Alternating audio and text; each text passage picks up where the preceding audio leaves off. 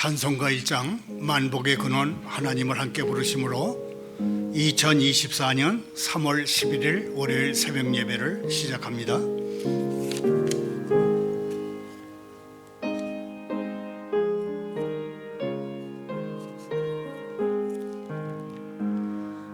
만복의 근원 하나님 온 백성 찬송 드리고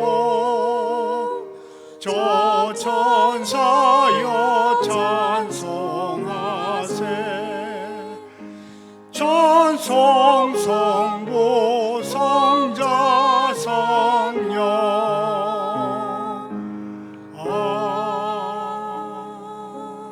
아멘. 계속해서 10장입니다. 전능왕 오셔서 함께 부릅니다.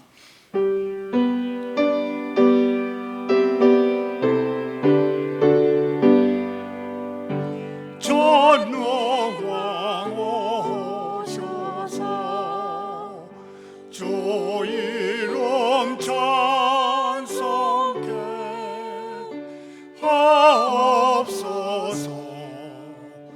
영광과 권능의 성부여 오셔서 우리를 다스려 주옵소서. 광생한 성자여 오셔서 길도로 들어서서 택하신 백성들 복 내려주시고 거룩한 마음을 주옵소서.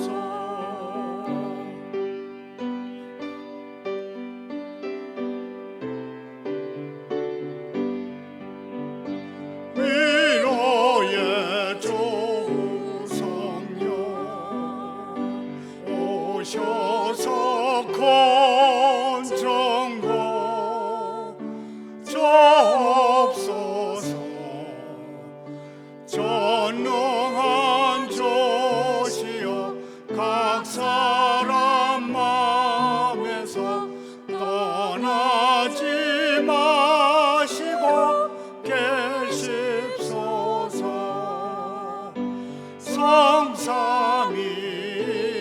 성삼일체께 한없는 찬송을 드립니다. 존귀한 주님을 영광 좀 배웠고 영원히 모시게 하옵소서.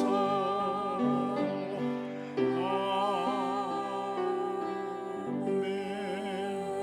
오늘 새벽에 하나님의 말씀은 시편 50편 1절부터 15절까지입니다. 편의상 6절부터 15절까지 교독합니다. 하늘이 그의 공의를 선포하리니 하나님 그는 심판장이시미로다. 들을지어다 내가 말하리라. 이스라엘아 내가 네게 증언하리라. 나는 하나님 곧 내 하나님이로다. 나는 내 재물 때문에 너를 책망하지는 아니하리니 내 번제가 항상 내 앞에 있음이로다. 내가 내 집에서 소나 내 우리에서 순념소를 가져가지 아니하리니 이는 살림의 짐승들과 뭇산의 가축이 다 내 것이며 산의 모든 새들도 내가 아는 것이며 들의 짐승도 내 것이니로다. 내가 가령 줄여도 내게 이르지 아니할 것은 세계와 거기에 충만한 것이 다 내 것이미로다. 내가 수소의 고기를 먹으며 염소의 피를 마시겠느냐. 감사로 하나님께 제사를 드리며 지존하신 이에게 내 서원을 갚으며 환난 날에 나를 부르라. 내가 너를 건지리니 네가 나를 영화롭게 하리로다. 아멘.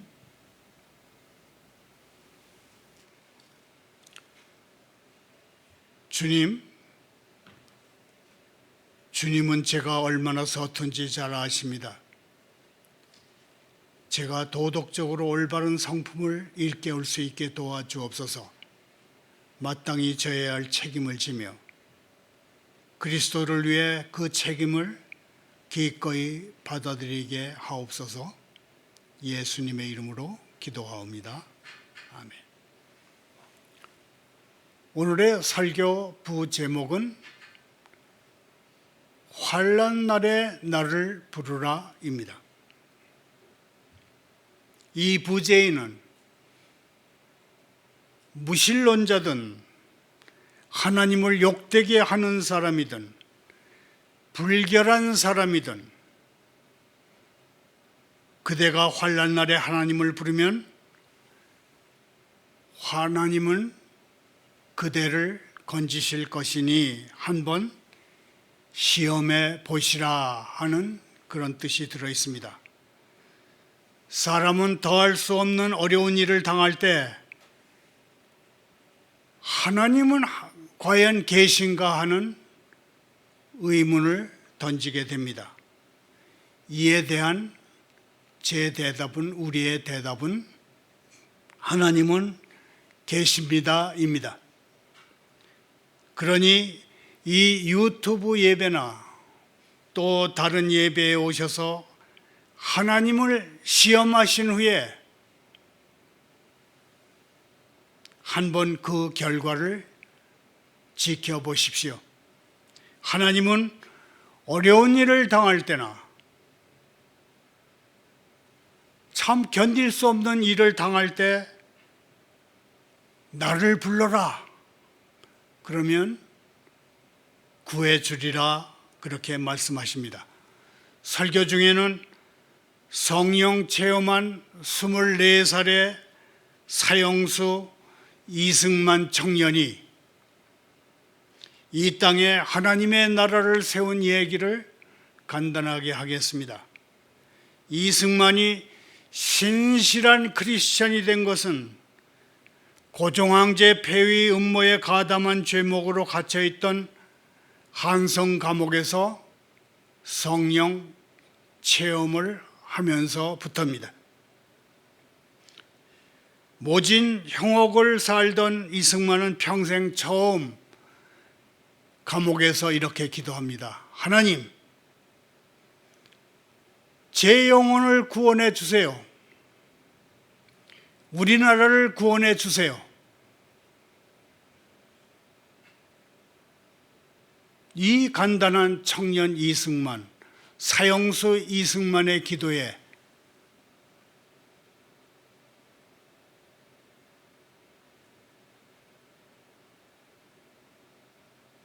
갑자기 감방 안이 빛으로 가득 찼다고 했습니다. 그의 마음에는 기쁨이 넘치고 평안이 깃들면서 그는 완전히 다른 사람이 됐다고 했습니다.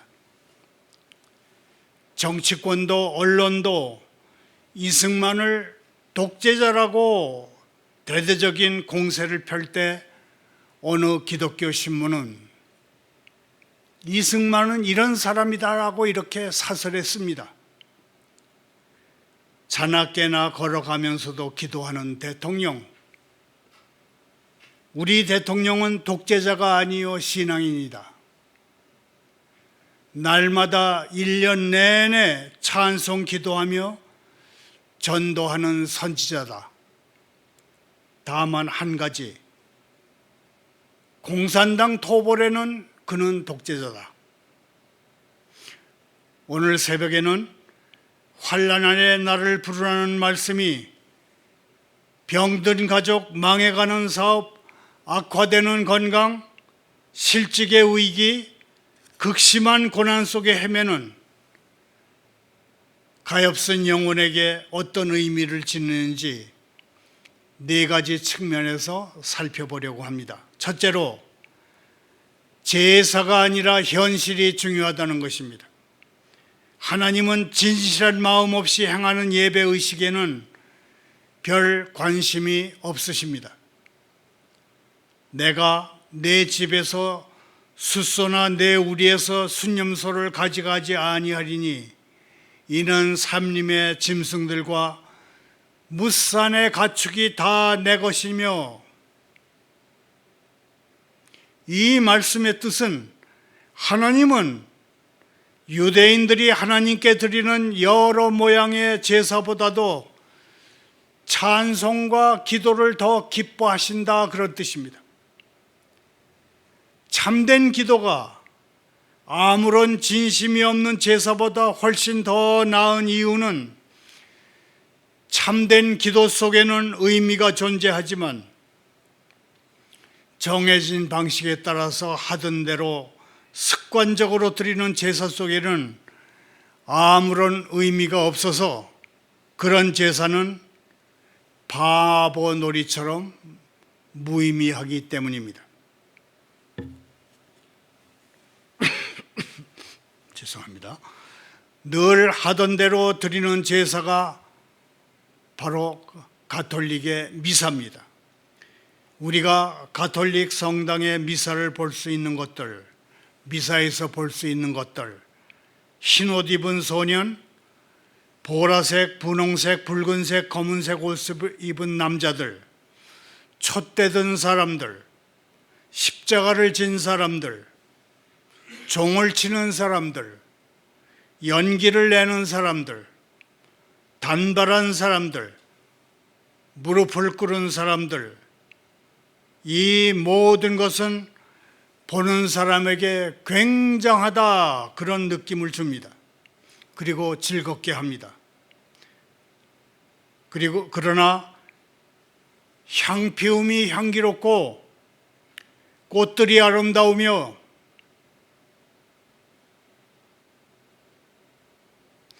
장식들이 우아하고 모든 것이 옛 전통을 따라 이루어지는 것을 보면서 드는 한 가지 궁금증이 있는데, 그것은 그런 제사를 하나님이 기뻐하실까 하는 것입니다. 영화로우신 하나님은 화려한 수요 같은 것에 아무 관심이 없으십니다. 하지만 환난을 만난 그대가 초라한 모습으로 하나님의 이름을 부르며 구원을 요청한다면 하나님은 그대의 고통스러운 신음에 관심을 보이실 것입니다. 하나님을 향한 눈물의 호소 속에는 의미가 있습니다. 하나님은 가톨릭 사제들과 성가대가 연출하는 우아한 예식에는 몹시 뉘우치는 마음에서 우러나오는 기도가 없기 때문에 좋아하시지 않습니다. 하나님은 왜 화려한 제사의식보다 초라한 현실에 더 관심이 많으신 것일까요? 고달픈 심령의 부르짖음 속에는 영적인 실체가 들어있기 때문입니다. 하나님은 영이시니 하나님께 예배를 드리는 사람은 영과 진리로 예배를 드려야 합니다. 형제 자매여, 하나님은 우리가 어려운 일을 당할 때 하나님께 부르짖는 것을 크게 기뻐하십니다. 왜 환난 날 우리의 부르짖음을 기뻐하실까요? 그런 부르짖음에는 진실함, 정직함이 있기 때문입니다. 우리가 하는 일이 잘 돼서 기뻐하며 즐거워하는 날에는 아무래도 겉으로 꾸미기가 쉽고 겉으로 꾸며서 기도와 감사를 드리게 되는 경우가 많습니다. 우리 중 대다수는 계속해서 때리지 않으면 쓰러지는 팽이와 같습니다. 큰 어려움을 만났을 때 우리는 비로소 아주 간절하게 기도하게 됩니다. 어떤 사람이 아주 가난하고 직업도 잃고 신발이 다 해져서 어디 일자리를 구하러 다닐 수도 없고 자녀들을 당장 먹일 양식이 없어서 막막한 처지에 놓여 있다고 생각해 보십시다. 그가 기도한다면 아주 간절하고 진실하게 기도할 가능성이 높습니다. 환난을 당해 고통하는 사람의 부르짖음 속에는 겸손하게 자기를 낮추는 겸비함이 있습니다. 우리가 번지르르 한 교회 예식을 따라서 예배에 참여할 때는 이 예배, 그 예배 아주 참 멋졌어, 그런 생각이 들 수 있습니다. 그리고 설교가는 내가 설교 잘했지, 그렇게 생각할 수도 있습니다. 하지만 하나님은 그런 예배를 받으실 수가 없습니다. 겸손하게 자기를 낮춰드리지 않는 예배, 겸비함으로 드리지 않는 예배는 하나님께 받아들여지지 않습니다. 큰 어려움에 빠진 어느 날 하나님께 나아가서 주님, 저 좀 도와주세요. 제 스스로는 어쩔 도리가 없사오니 제 상황에 끼어들어 주세요 하고 기도할 때, 그런 고백과 부르짖음 속에는 겸손하게 자기를 낮추는 그런 것이 있기 때문에 하나님은 그런 기도를 기뻐하십니다. 형제 자매요, 사랑하는 영혼이요, 지금 그대는 어디에 있습니까? 고통으로 그대의 마음이 찢어질 것 같습니까? 심하게 눌려 있습니까? 외롭고 쓸쓸합니까? 버림받았다는 생각을 지울 수가 없습니까? 그렇다면 하나님께 부르짖으십시오. 그대의 영혼이 하나님의 보좌 앞에 드릴 수 있는 최고의 제사, 최상의 예배는 환난 날 하나님께 부르짖는 것입니다. 환난 날에 나를 부르라. 내가 너를 건지리니 네가 나를 영화롭게 하리라는 말씀이 고난 속에 이 예배에 함께하는 가엾은 영혼에게 가지는 두 번째 의미는 믿는 사람들에게 곤경은, 곤란은, 환난은 곧 유익이 된다는 것입니다. 환난 날에 나를 부르라. 내가 너를 건지리니, 우리가 지극한 경외심을 가지고 이렇게 말한다고 하더라도 하나님은 환난, 재난, 극심한 어려움 가운데 있지 않은 사람은 건지실 수가 없습니다. 따라서 환난의 날을 맞은 것이, 고난 속에 있는 것이 유익입니다. 그때 하나님은 비로소 건지실 수 있으니까요. 그대가 처한 환난이 무엇이든지, 병든 아내든지, 망해가는 사업이든지, 악화되는 건강이든지, 실직의 위기라든지, 그대를 노려보는 모자람이 무엇인지를 하나님께 그냥 내놓고 아뢰십시다. 불쌍히 여겨 돌봐주시는 하나님께 이렇게 말씀드리십시다. 주님, 환난 날을 맞은 사람이 있다면 그 사람이 바로 접니다. 주님이 환난 날에 나를 부르라고 하셨기에 저는 주님께 기도할 자격이 있습니다. 지금이 주께서 저에게 기도하며 호소하라고 정하신 날, 캄캄하고 폭풍이 있는 날입니다. 주님의 말씀을 따라 주께 기도할 수 있는 사람이 있다면 그 사람이 바로 접니다. 저는 환난 가운데 있으니까요. 그러니 저는 제가 겪고 있는 이 환난의 때를 주께 호소할 근거로 삼아서 기도하고자 합니다.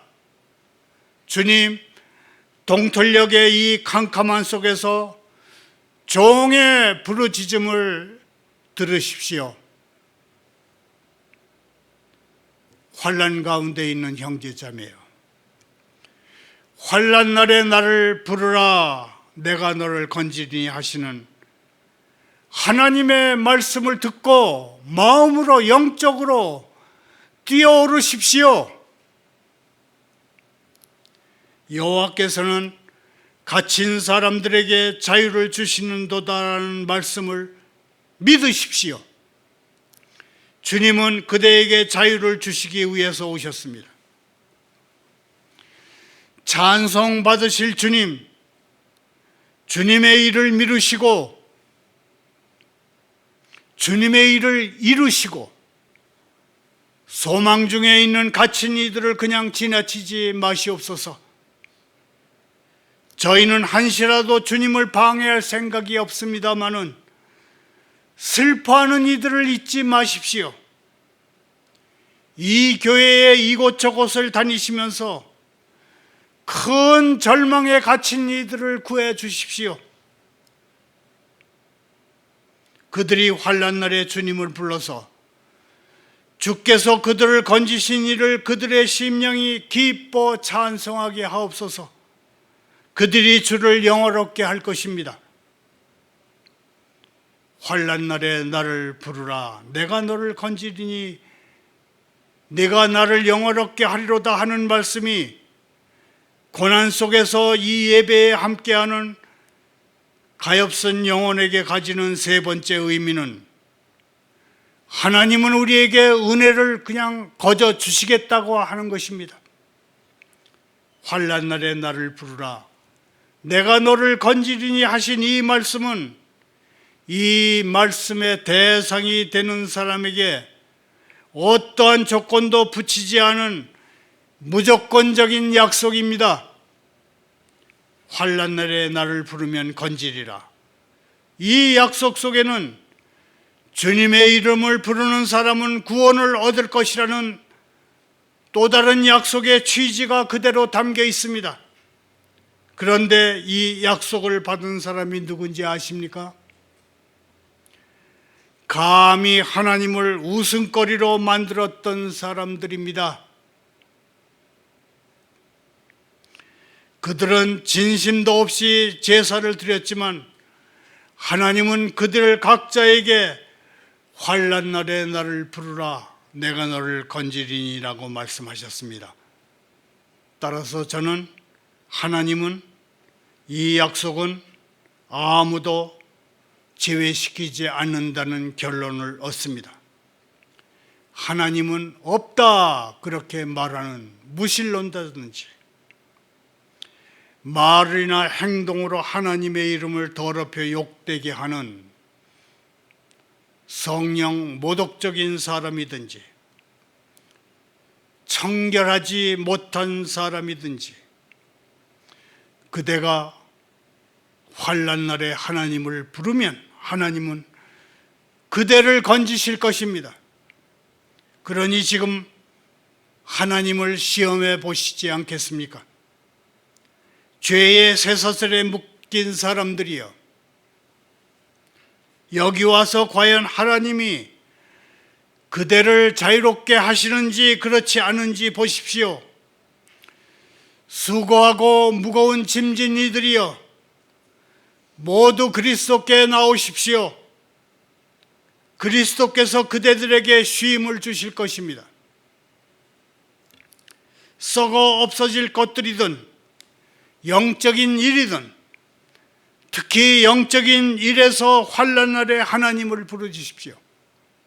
그러면 하나님은 그대를 건지실 것입니다. 하나님은 아무런 제약이 없는 이 엄청난 약속의 말씀을 통해서 하나님 자신은 오히려 제안하셨습니다. 이 약속, 엄청난 약속 주위에 그 어떤 함정도 하나님은 파놓지 않으셨습니다. 누구든지 환난 날에 하나님을 부르는 사람은 반드시 건짐을 받게 하시기 위해서 그렇게 하셨습니다. 환난 날에 나를 부르라 내가 너를 건지리라는 말씀 속에는 곧바로 right away, 곧바로 건지시리라는 의미가 들어 있습니다. 지금 곧바로가 아니라면 건져주시는 의미가 없기 때문에 그러셨습니다. 하나님의 때는 언제나 정확합니다. 하나님은 결코 쓸데없게 기다리게 하시지 않습니다. 그대가 하나님을 너무나 오랫동안 기다리시게 했을지라도 하나님은 가장 적절하신 때에 그대를 건져주실 것입니다. 내가 너를 건지리라는 말씀은 사람의 영혼이 기다리다 지쳐서 스스로 포기하지 않도록 그 기다림이 너무 오래되지 않게 하시리라는 그런 의미를 담고 있습니다. 하나님은 그분을 찾는 이들을 구하기 위해서 오실 때에 바람 날개를 타고 오십니다. 그러니 힘내십시오. 말을 맺습니다. 시편 50장 15절을 세 번역으로 함께 읽겠습니다. 그리고 재난의 날에 나를 불러라. 내가 너를 구하여 줄 것이요 너는 나에게 영광을 돌리게 될 것이다. 여기서 잠깐 성령 체험한 24살의 사형수 이승만 청년이 성령 체험을 계기로 이 땅에 하나님 나라를 건설한 얘기를 소개하겠습니다. 이승만이 신실한 크리스천이 된 것은 고종 황제 폐위 음모에 가담한 죄목으로 갇혀있던 한성 감옥에서 성령 체험을 하면서부터입니다. 성령 체험을 한 계기는 이렇게 간단한 기도였습니다. 모진 형옥을 치르고 있던 이승만은 평생 처음 이 기도를 감방에서 드립니다. 하나님, 제 영혼을 구원해 주세요. 우리나라를 구해 주세요.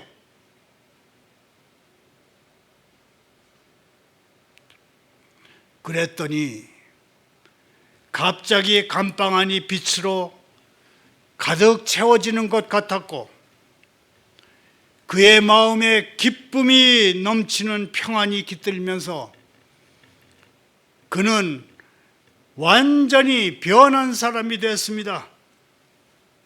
그 이승만은 감방에서 성경 공부를 하고 찬송가를 부르면서 죄수들을 모아서 옥중교회를 열었습니다. 그가 세운 첫 교회가 감방 안의 교회였습니다. 태평양 전쟁이 임박했을 때는 저펜 인사이드 아웃, 일본 내막기라는 책을 써서 우상을 숭배하는 사탄의 나라 일본이 미국을 곧 기습 공격하리라는 예언을 했습니다. 일본군이 진주만을 공격하기 6개월 전에 이 책을 펴냈습니다. 그리고 그렇게 하와이 진주만에 미국군 태평양 사령부가 공격을 받아서 결단이 났습니다. 이승만 대통령은 교육에 이 나라의 미래가 달려있다고 판단하고 국립으로 서울대학교를 세우고 공과대학으로 인하대학과 한양대학, 사립대학으로 건국대학과 경희대학 등등을 세우게 했습니다. 중고등학교들도 세웠습니다. 국립서울대학교를 세울 때에는 전국의 사립대학 교수들과 학생들이 모두 벌떼같이 일어나서 반대를 했지만 이승만 대통령은 꿋꿋이 버티고 국립서울대학교를 세웠습니다. 이승만 신앙의 특징은 개인의 영혼 구원과 교회라는 울타리를 넘어서 한국이라는 국가의 구원 문제로 확대했다는 것입니다. 6.25 전쟁이 터졌을 때는 미국 정부를 향해서 한국을 구해라, 한국 기독교인 다 죽는다, 그렇게 외쳐서 미국군의 대규모 파병을 이끌어냈습니다. 미국이 6.25 전쟁을 일방적으로 휴전으로 마치려 할 때는 전 국민을 동원해서 시위를 벌여서 마침내 한미 방위 조약을 체결함으로써 한반도의 영구적인 평화 체제를 구축했습니다. 그리고 끝날 정치권도 언론도 이승만을 독재자라며 대대적인 공세를 펼칠 때 어느 기독교 신문은 사설로 이승만을 이렇게 변호했습니다. 자나 깨나 걸어가면서도 기도하는 대통령.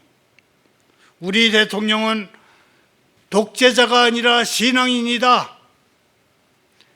날마다 1년 내내 찬송 기도하며 전도하는 선지자다.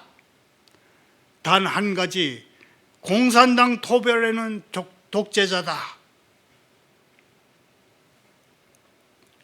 환난 날에 나를 부르라. 내가 너를 건지리라는 말씀이 고난 속에 이 예배에 함께하는 가엾은 영혼에게 가지는 네 번째 의미는 기도하는 사람은 하나님과 함께 주고받는다는 것입니다. 하나님과 그대는 각각 자신의 몫이 있습니다. 먼저 환난 날에 부르는 것은 그대의 몫입니다. 내가 너를 건지리라는 것은 하나님의 몫입니다. 또한 건짐받는 것은 그대에게 돌아가는 몫이기도 합니다. 왜냐하면 건짐을 받는 쪽은 바로 그대이기 때문입니다. 마지막으로 네가 나를 영화롭게 하리로다는 그대, 바로 우리의 몫입니다. 환난 날에 나를 부르라. 내가 너를 건지리니 내가 나를 영화롭게 하리로다 하는 말씀 속에는 하나님께 기도해서 도움을 받는 그대와 하나님 사이에 맺어진 언약이 들어 있습니다. 하나님은 이렇게 말씀하시는 것입니다. 너는 건짐을 받게 될 것이지만 나는 영광을 얻어야 한다. 너는 기도하고 나는 복을 줄 것이다. 그런 다음 너는 내 거룩한 이름을 존귀하게 해야 한다. 우리는 우리에게 너무나 간절히 필요한 것을 얻고 하나님이 얻으시는 것은 그분의 이름에 합당한 영광입니다. 그런데 매우 가슴 아픈 일은 몇몇 목사님들조차도 하나님께 속한 영광의 일부를 사람들에게 돌리고자 한다는 것입니다. 사람도 자신의 구원을 위해서 뭔가를 했기 때문에 어느 정도 영광을 얻는 것은 마땅하다는 것입니다. 그러나 저는 사람이 천국 갔을 때 사람이 마땅히 받아야 할 것은 티끌만큼도 없다는 것을 알게 되리라는 것을 강조하려 합니다. 사람의 보잘것없는 수고는 결코 영광을 받지 못할 것이고 모든 영광은 오직 하나님께서만 받으시게 될 것입니다. 환난 날에 나를 부르라. 내가 너를 건지리는 그대에게 돌아갈 몫입니다. 내가 나를 영화롭게 하리로다는 하나님께 돌아갈 것입니다. 처음부터 끝까지 모든 영광과 존귀는 하나님께 돌아가는 것이 마땅하고 마땅합니다. 그러므로 구원받은 이들이여 밖에 나가서 하나님이 그대들을 위해 하신 모든 일을 전하십시오. 극심한 환난 가운데 이 유튜브 예배에 온 가엾은 영혼들이여, 하나님은 그대 때문에 영광을 받고자 하십니다. 그대의 행복한 경험을 얘기해줘서 다른 고통하고 슬퍼하는 사람들을 위로하게 되는 날이 반드시 올 것입니다. 부서진 인생의 난파선에 탔던 이들이여, 그대가 난파당한 사람들에게 복음 전할 날이 올 것입니다. 타락 가운데 있는 가엾은 여인이여, 그대는 그대 자신이 지금 울면서 서 있는 구세주의 발 앞으로 다른 죄인들을 인도해 올 날이 올 것입니다. 세상에서 닳고 닳아서 썩을 대로 썩고 썩어서 세상에서 버림받고 심지어 사탄도 몸서리치며 포기해버린 그대가, 제가 어린 양의 피로 씻음을 받아서 마음이 새롭게 되고 맑고 푸른 하늘에 별같이 빛을 내며 그대를 사랑하시는 주님께 받아들이게 하신 하나님의 은혜의 영광을 찬송하는 날이 올 것입니다. 세상은 기독교가 연약한 사람들을 위한 종교라고 말합니다. 옳습니다. 옳은 말입니다. 하지만 기독교는 강하지만 기독교는 창조주 앞에서 겸손한 사람들의 종교이기도 합니다. 하나님은 그분 앞에 겸손한 사람들을 도우시고 그들의 요청에 응답하실 것입니다. 그러므로 풀죽은 상태에서 실망하고 있는 죄인이여, 예수께 나오십시다. 주님을 부르십시다. 그대의 가슴으로 하나님, 그리스도를 봐서 저를 건지시고 제 죄와 그 죄의 허물에서 저를 구원하옵소서라고 말하게 하십시오. 그대가 이렇게 기도한다면 우리 주님은 그대의 기도를 들으시고 내 믿음이 너를 구원했으니 평안히 가라, 이렇게 말씀하십니다. 그렇게 되시기를 소원합니다. 감사합니다. 기도합니다. 주님, 제가 무엇을 드리든 그리고 드리고 싶다는 소망도 하나님에게서 비롯됐음을 기억합니다. 제가 주님께 은혜를 끼치는 게 결코 아니옵니다. 이제 제 주인은 제가 아닙니다. 주님이 비싼 값을 치르시고 사셨나이다. 그런 깨달음으로 온갖 불평과 스스로 불쌍히 여김을 떨쳐내게 도와주옵소서. 예수님의 이름으로 기도하옵니다.